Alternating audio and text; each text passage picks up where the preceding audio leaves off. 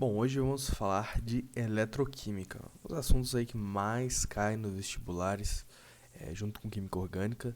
No ITA, se eu não me engano, em química é o que mais cai, né? FUVEST, Unicamp, eu acho que fica atrás só de química orgânica, posso estar errado, ou físico-química, né? Mas tá aí, briga pelo top 3 aí, pelo pódio dos assuntos que mais são cobrados em química, então é importante saber, por isso que eu estou fazendo essa aula de embasamento aqui, né? E eletroquímica a gente vai dividir em dois grandes setores, duas grandes partes, né? Que é a pilha e eletrólise. Beleza? Qual é a grande diferença entre pilha e eletrólise? Um é espontâneo, né? Um é um processo espontâneo que gera corrente elétrica e o outro você vai precisar de corrente elétrica para que ele aconteça, né? Pilha, evidentemente, é um tipo de reação que ocorre naturalmente, e eletrólise é o tipo que vai exigir corrente elétrica, né? Ele é contra o que os materiais tendem a fazer, né? Os elementos tendem a fazer, as cargas, os átomos, enfim. Vamos falar aqui da pilha mais... e essa aula aqui, obviamente, a gente vai tratar de pilha, né? Eletrólise fica para outro momento, né? Pilha de Daniel, ou Daniel, né? De John Frederick Daniel, né? Um químico do Reino Unido, que nasceu em 1750, morreu em 1845, né? Que é responsável aí por fazer a pilha clássica que a gente tem hoje, que é a que a gente mais estuda no ensino médio. Tem outros tipos de pilha, claro, outras formas de fazer pilha, mas essa aqui é a mais didática para explicar no ensino médio, creio eu, que é por isso que a gente dá ênfase nela nesse período aí do terceiro ano. Eu acho que você conta do terceiro ano, não tenho certeza. Bom, você está acostumado a ver uma pilha, creio eu, que você vai na padaria e compra uma pilha para o seu controle remoto da TV, algo mais ou menos assim, certo? Mais ou menos assim. Tá um pouco. Esse biquinho aqui tá um pouco grande.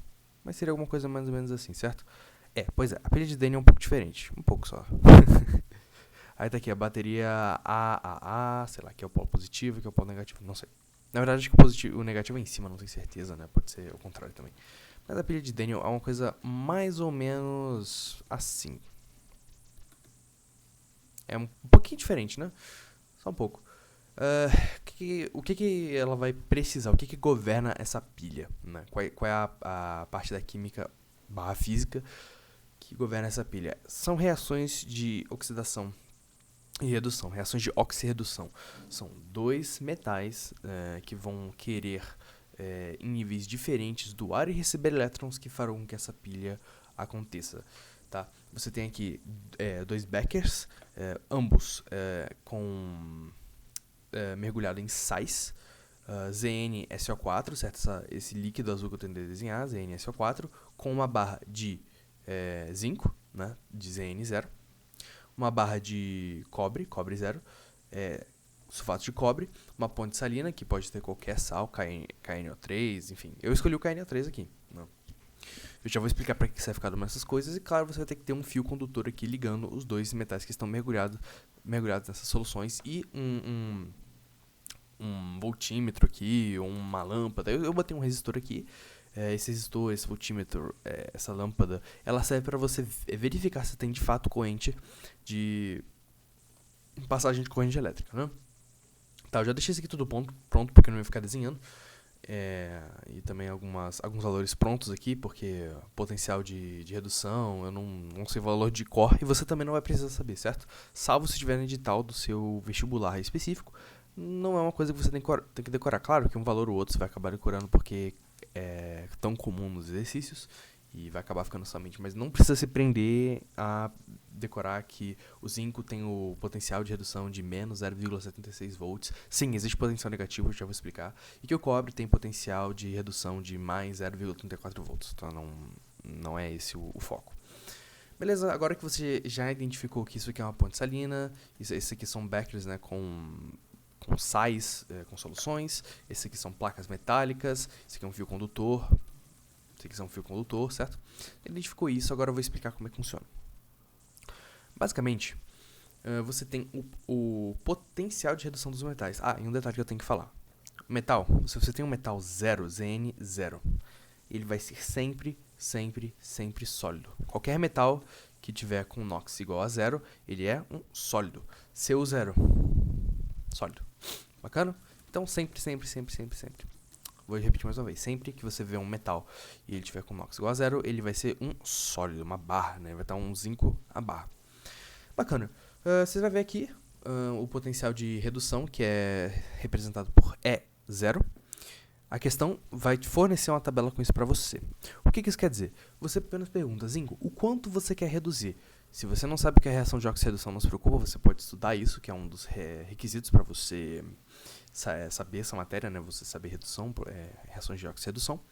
Eu ainda vou gravar um vídeo disso, eu só decidi gravar esse aqui primeiro porque ele é muito importante, porque normalmente o pessoal que está vendo essas aulas no YouTube já sabe, já tem mais ou menos uma ideia do que são essas coisas, então eu resolvi pular redução de oxi-redução, o que é muito importante, também cai, mas ela cai mais como ferramenta para você entender essas outras coisas, pelo menos no ITA é assim. Creio que para o FUVEST Unicamp também seja igual, enfim. Bom, o que é o potencial de redução? Você vai perguntar pro Zinco, o quanto você quer reduzir? E eu tenho um macete para decorar o que é redução e oxidação. Olha, oxidar. Ao invés de escrever oxidar, a gente vai escrever oxidoar, porque ele vai doar elétrons. E reduzir, receber. Ora, se oxidar é dar, reduzir é receber elétrons. Então você vai perguntar para ele, Zinco, o quanto você quer reduzir? Ele vai falar, eu quero reduzir 0,76. É um valor. Percebe que ele é negativo, ou seja, um valor baixo. Então você vê que o zinco ele não está muito afim de receber, ele está mais afim de doar elétrons, certo? E você pergunta, cobre, o quanto você quer reduzir, o quanto você quer receber elétrons? É verdade, reduzir, de receber. Não tinha pensado nisso. Quanto você quer reduzir? Eu quero reduzir mais 0,34 volts. Aí você se pergunta, tá, o que é maior? 0,34 positivo ou menos 0,76? Pô, o 0,34 é maior. Então, você sabe quem vai reduzir e quem vai oxidar. Quem tiver maior afinidade para uma coisa vai fazer essa outra coisa e vai obrigatoriamente forçar o outro metal, o outro elemento, a fazer a outra coisa, né, o que sobrou, basicamente. Então, o que vai acontecer?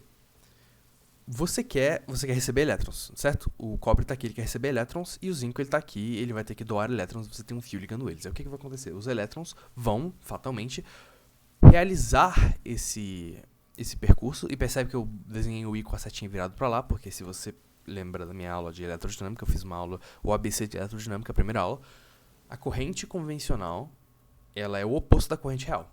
Se você tem aqui, esse aqui quer dar e esse aqui quer receber, ora, a corrente os elétrons vão fluir nesse sentido, mas a corrente é o sentido contrário, a corrente vai do polo positivo para o polo negativo, então a corrente vai fatalmente ter esse sentido, enquanto que os elétrons vão percorrer no outro sentido. Pois é, eu falei isso na minha aula de eletrodinâmica, mas foi basicamente isso. Acho que você não precisa voltar naquela aula só para ter uma ideia disso, certo? Ok. Vamos lá.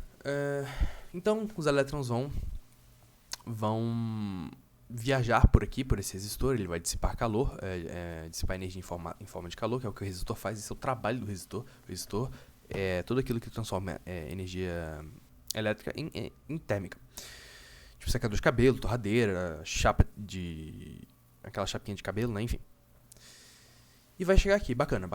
Show. O que eu falei que tinha aqui mesmo nesse líquido? ZnSO4, certo? Certo. ZnSO4. E aqui tem CuSO4, certo? Certo. Ora, você vai pensar aqui comigo. O que vai acontecer? Olha, tá chegando elétron aqui. Tá chegando elétron aqui, certo? Certo, tá chegando elétron aqui. Tem elétron de sobra aqui. O que o cobre que está junto do SO4 vai falar? Ele vai falar, irmão, vazei, fui. Ele vai, digamos assim, se desprender do SO4 e ele vai se agregar na barra. Aí você vai pensar, cara, isso não faz sentido, porque se isso acontecer, a barra vai, né, aumentar de tamanho. E é exatamente isso que acontece, a barra vai ficar ela vai ficar um pouco maior aqui embaixo, vai formar um acúmulo de cobre sólido aqui e vai ficar sobrando íons SO4 2- aqui embaixo, certo? O menos 2. E a barra vai aumentar de tamanho e aqui vai acontecer justamente o contrário, não é? Você vai estar faltando o elétron aqui, ou seja, o zinco que está nessa barra, ele vai falar, ora bolas, tem SO4 2- ali, eu vou sair da barra e eu vou para a solução. Ou seja, o que acontece? Essa barra aqui, ela fica meio que comida, certo? Ela vai sumir um pouco da barra. Aí você deve estar pensando, tá, então para isso acontecer, né, eu tenho que ter um excesso de SO4 aqui, SO4 menos 2 aqui, para o zinco poder de fato sair da barra. E não é isso, não, você não precisa. porque pode estar uma solução no ponto de uma solução saturada aqui, que não vai ter problema. Vai acontecer exatamente esse processo. Por quê? Porque você tem uma ponte aqui que os íons SO4-, menos 2, eles vão sair daqui e ir para cá. Eles vão fazer essa viagem, né? E, inclusive, é interessante você perceber que nesse becker aqui, a solução vai ficar muito diluída, vai ficar branquinha, vai ficar muito pouco concentrada. Enquanto aqui vai ter uma concentração extra de SO4, ZnSO4. Então vai aumentar a concentração aqui. Por isso que a ponte salina é importante. Se você tirar a ponte salina, é como se você tivesse isso aqui. É análogo a você ter isso aqui.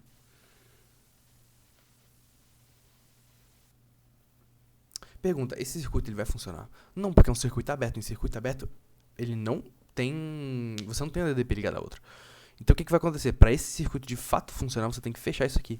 Vou até fazer de outra cor aqui, para exemplificar aqui. Essa coisinha vermelha aqui é a ponte salina.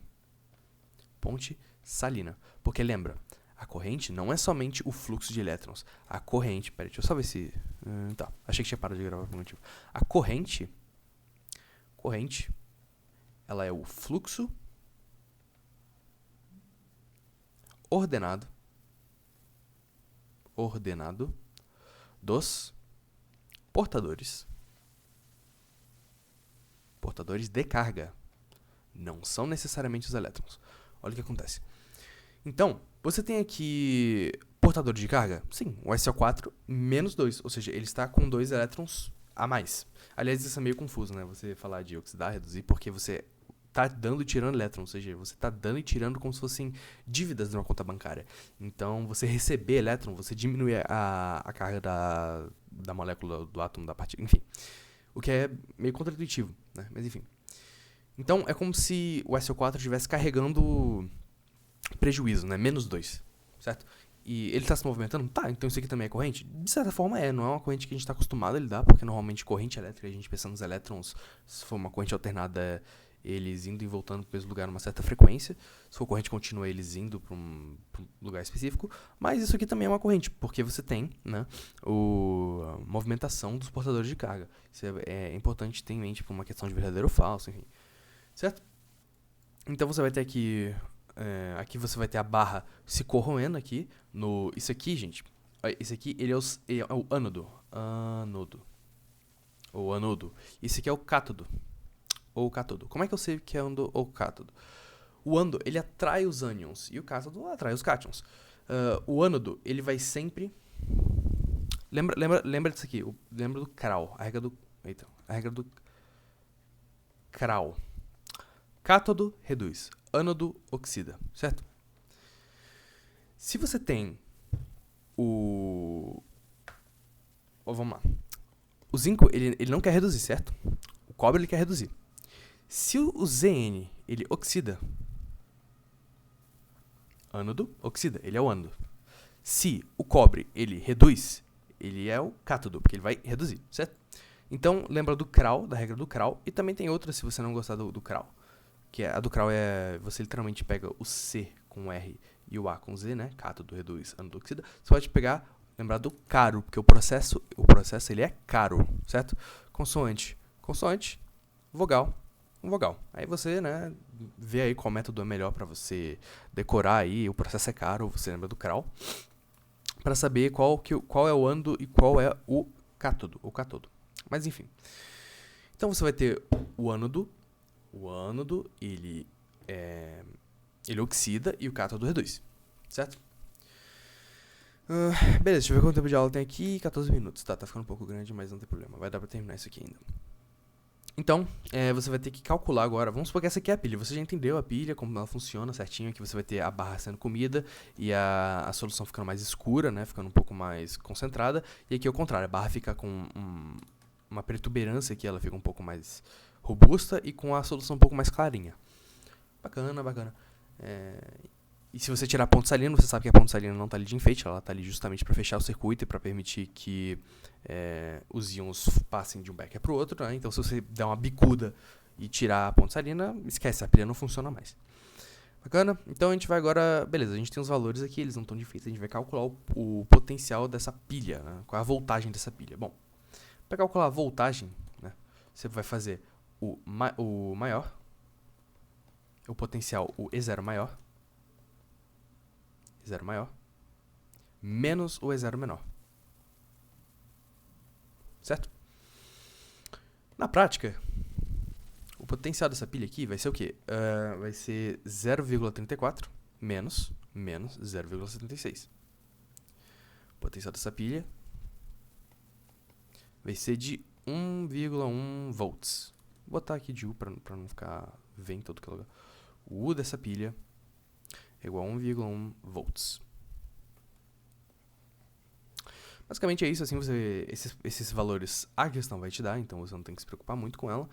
E agora eu vou falar para vocês da equação global. Então você tem o zinco, 0, certo? Ele está na forma normal. O que vai acontecer com ele? Ele não vai doar. Ele não quer reduzir, então ele quer oxidoar. Então o que vai acontecer? Ele vai perder elétrons, certo? Então se ele está 0 e ele vai, digamos assim, perder prejuízo, ele vai ficar Zn mais 2 elétrons. O cobre é justamente o contrário. Você tem Cu, ele está, digamos assim, ele é justamente o contrário. Ele é o Cu mais 2, que ele vai ter o Cu mais 2 elétrons, e vai virar o Cu0, que é o seu metálico que está ali na barra. E detalhe, né, que eu não falei isso antes, mas é bom falar, que você só pode doar / receber elétrons se tiver alguém para doar / receber elétrons também. Não imagina se alguém chega para você com um bilhete e fala, entra naquela sala, entrega o bilhete para a primeira pessoa que você vê. Aí você vai na sala e não tem ninguém para entregar o bilhete. Mesma coisa. Alguém vai lá e fala, entra naquela sala e que você vai receber um bilhete. Você tá lá, chega lá, não tem ninguém, você espera, não chega ninguém, bom. Né, a pessoa você não vai conseguir nem doar o bilhete na primeira situação, e na segunda situação você também não vai receber o bilhete. Então, você tem que ter alguém para doar, se você quer receber, vai ter que ter alguém para receber se você quiser doar. Tá, então nessa equação aqui, que é o que acontece, então você tem o Zn0 e tal, ele vai se desfazer dos elétrons, enfim. Você tem elétrons no reagente e nos produtos, então você meio que cancela eles dois, certo? Então o que você vai ter na sua essência? Zn0 mais Cu 2+, dando Zn2 mais Cu0. Você basicamente vai fazer essa troca aí de cargas. E eu acho que é basicamente isso. De pilha para a primeira aula tá bom. 17 minutos de aula não tá uma aula tão pequena assim. Eu gostaria que ela fosse menorzinha. Tem eletrólise ainda, que são processos que demandam corrente elétrica. Isso aqui vai gerar corrente elétrica, né? Um processo espontâneo, digamos assim. Importante você ter isso aí em mente. Eu acho que eu não tô esquecendo de mais nada. Vou dar uma pausa aqui pra ver se eu não tô esquecendo de mais nada. Sim, já ia esquecer de uma coisa que não é bem desse assunto, é mais de reações de oxirredução. Mas eu preciso falar de agente redutor e agente oxidante, que isso aí confunde um pouco. Agente redutor é aquele que promove a redução. Se você promove a redução, é o elemento que oxidou. E o agente oxidante é aquele que promove a redução, a oxidação, ou seja, ele reduziu. Então, se você tem um elemento que reduziu, ele é o agente oxidante. Se você tem um elemento que oxidou, ele é o agente redutor. Isso confunde um pouco porque é cheio dessas confusõezinhas aqui em química, mas lembrar disso aqui é bizu sucesso.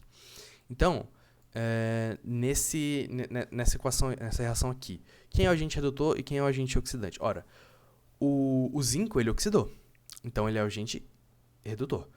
O cobre, ele oxidou, então ele reduziu, então ele é agente oxidante, certo?